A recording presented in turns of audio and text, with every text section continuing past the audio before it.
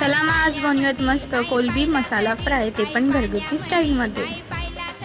सर्वात आधी प्रॉन्स म्हणजे कोलंबीला मस्त धुवून घ्या आणि मग त्याच्यामध्ये जिंजर गार्लिक पेस्ट टाका, अद्रक लसूणची पेस्ट ज्याला म्हणतात। मग नंतरला सुके मसाले टाका। इथं मी स्क्रीनवर जे सांगितलेले मसाले ते सगळे टाका। आमचूर ऑप्शन आहे, कारण का आपण ह्याच्यामध्ये कोकमचा आगळ यूज करू शकतो किंवा तुम्ही ह्याच्यामध्ये ना निंबूचा रसही वापरू शकता।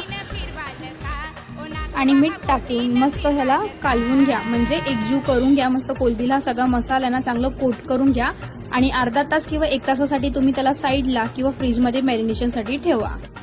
आता इथे कढईमध्ये घेतलंय मी तेल। ऑलरेडी जो मच्छी फ्राय करताना जो तेल उरलेला असतो तोच घेतलाय मी।